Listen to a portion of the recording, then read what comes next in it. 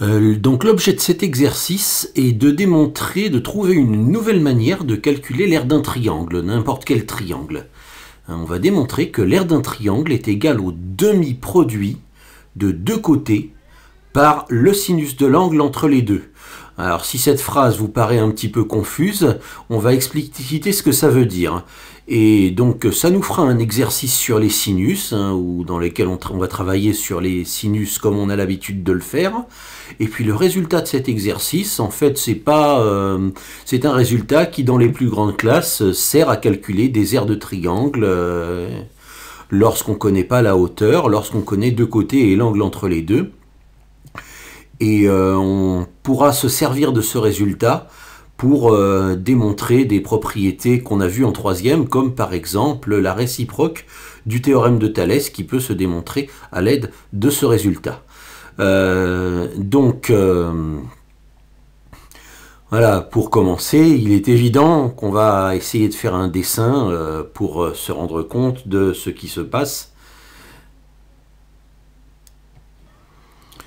Donc on trace un triangle, n'importe quel triangle, un triangle quelconque, ni isocèle, ni rectangle, ni quoi que ce soit.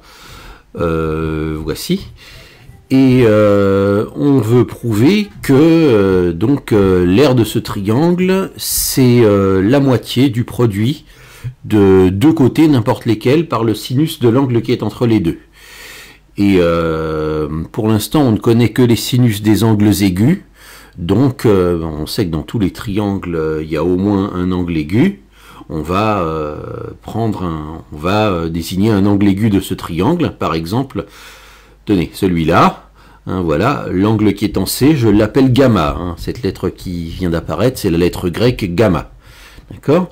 Et donc, l'angle gamma, je vais aussi donner des noms aux deux côtés de cet angle, parce que ce sont les deux côtés qui vont intervenir dans la formule. Je vais par exemple, le côté BC, je vais l'appeler petit a, et le côté AC, je vais l'appeler petit b. Voilà. Et donc, je dois prouver que l'aire de ce triangle se calcule en faisant petit 1 demi, demi-produit, on a donc 1 demi, fois A, fois B, fois le sinus de gamma. Ok, comment je vais faire ça? Partons de ce que je sais. Je sais que l'aire d'un triangle, c'est 1 demi fois la base fois la hauteur, c'est-à-dire 1 demi fois le côté fois la hauteur qui lui correspond. Donc, pour partir de ce que je sais, je vais tracer une hauteur dans ce triangle. Alors, tiens, par exemple, on va tracer la hauteur AH, voilà, avec l'angle droit ici, et pour laquelle on sait écrire la formule de l'aire de ce triangle à l'aide de cette hauteur. Ok, alors maintenant, comment est-ce qu'on va s'y prendre pour démontrer cette formule? On va déjà essayer d'écrire cette formule. Qu'est-ce qu'on veut prouver? Donc prenez un instant, mettez la pause et essayez de trouver ce qui se cache derrière le cadre bleu, c'est-à-dire quelle est la traduction en formule mathématique de la phrase qui est écrite en rouge. Qu'est-ce qu'on veut démontrer? Bien, comme on l'avait dit, le demi-produit, produit ça veut dire multiplication, de deux côtés, donc 1 demi fois A fois B, fois le sinus de l'angle entre les deux, fois sinus gamma. Donc on veut essayer de prouver que l'aire du triangle ABC est égale à 1 demi de AB sinus gamma. Et qu'est-ce qu'on sait jusqu'à présent avec ce qu'on a appris avant sur l'aire du triangle ABC? C'est que c'est 1 demi de la hauteur fois le côté qui correspond à la hauteur. Donc voilà, j'ai tracé la hauteur, j'ai appelé H. Ça mesure, et je sais que l'aire du triangle ABC, c'est 1 demi de côté A fois le côté H. Alors pourquoi j'ai écrit le H en marron? Vous allez voir, ça va servir plus tard, mais en fait, c'est le même H que celui que vous avez sur le dessin. D'accord? Bien, l'avantage d'avoir tracé cette hauteur, c'est que d'une part, on écrit l'aire du triangle comme on savait le faire, mais d'autre part, on a maintenant des triangles rectangles dans la figure, ce qu'on n'avait pas nécessairement avant. D'accord? Et on a en particulier le triangle rectangle AHC, où on connaît l'angle gamma. Et on va travailler dans le triangle rectangle AHC, et on va faire ce qu'on sait faire dans le triangle rectangle AHC. Donc le triangle AHC, lui, il est rectangle en H, contrairement au triangle ABC que je n'avais pas pris rectangle. Et dans ce triangle-là, j'ai un angle gamma. J'ai le côté H qui est le côté opposé à cet angle. Et j'ai le côté AC que j'ai désigné par petit b, qui est l'hypoténuse. Alors avec côté opposé et hypoténuse, on peut écrire le sinus de gamma. Hein, le sinus de gamma, le sinus de l'angle ACH, c'est le côté opposé à H, divisé par l'hypoténuse AC. Et si je remplace par les noms que j'avais donnés, j'obtiens que le sinus de gamma, c'est petit h sur petit b. D'accord? Alors, un petit coup de produit en croix, et j'obtiens que petit h est égal à b fois sinus de gamma. Et peut-être avec les codes couleurs, hein, quand vous voyez ce qui est écrit en marron, vous comprenez ce qu'on va faire maintenant. Hein? Le petit h, j'ai trouvé que petit h c'est égal à b sinus de gamma. Donc à chaque fois que j'ai marqué petit h, là où j'ai marqué petit h, je peux aussi marquer b sinus de gamma à la place de petit h. Je peux substituer si h est égal à b sinus de gamma. Donc en particulier, ici dans cette formule que je désigne par une petite étoile. Et c'est exactement ce que je vais faire. Hein, je vais substituer dans la formule petite étoile, c'est-à-dire que dans la formule que j'ai désignée par étoile, au lieu d'écrire h, je vais écrire b sinus de gamma, puisque c'est exactement la même chose. Et qu'est-ce que j'obtiens? J'obtiens que l'aire de ABC, c'est 1/2 de A, b sinus de gamma, et j'ai donc réussi à démontrer ma formule. Et donc voilà comment une nouvelle formule, une nouvelle façon de calculer l'aire du triangle. Vous me direz, c'est pas encore tout à fait complet cette démonstration. Qu'est-ce qui se passe si l'angle gamma, on a pris la précaution de le prendre aigu parce qu'on sait ce que c'est que le sinus d'un angle aigu.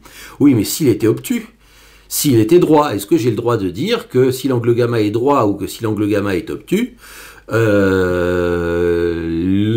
du triangle, c'est 1/2 fois le produit des deux côtés de cet angle fois le sinus de gamma. Ben, pour l'instant, je ne sais pas ce que c'est, j'ai jamais donné de sens au sinus d'un angle droit ou au sinus d'un angle obtus. Donc pour que cette formule reste vraie, si l'angle gamma n'est pas un angle aigu, il faut donner un sens au sinus d'un angle droit ou au sinus d'un angle obtus. Donc voilà, que se passe-t-il? On va lui donner le sens qu'il faut pour que cette formule reste vraie. Donc si l'angle gamma est droit,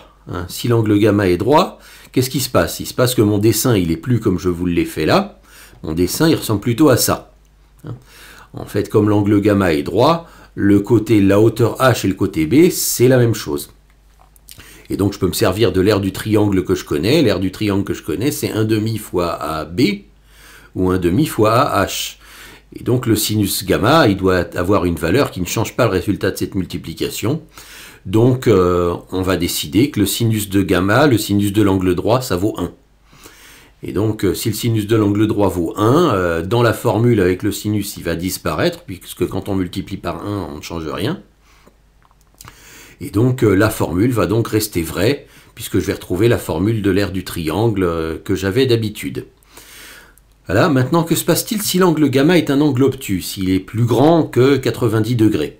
Dans ce cas-là, à quoi ressemblerait mon dessin si l'angle gamma était obtus? Il ressemblerait à ça. Voilà, il ressemblerait à ceci. Et si je veux travailler dans le triangle rectangle avec la hauteur AH, il faudrait que je considère non pas l'angle gamma, mais l'angle que j'ai désigné par gamma prime, hein, qui se trouve être l'angle supplémentaire AH, qui me donnerait l'angle du triangle rectangle AHC dans lequel je travaille. Et cet angle gamma prime qui est supplémentaire à l'angle gamma, vous voyez que les deux forment 180 degrés à eux deux, et cet angle-là, gamma prime, il est aigu. Donc je sais ce que c'est que le sinus de gamma prime. D'accord? Eh bien, il n'y a qu'à considérer que le sinus de gamma, c'est la même valeur que le sinus de gamma prime. On considère que le sinus de deux angles supplémentaires, ont le même sinus. Par exemple, la valeur du sinus de 10 degrés, c'est la même que la valeur du sinus de 170 degrés. La valeur du sinus de 120 degrés, c'est la même que la valeur du sinus de 60 degrés.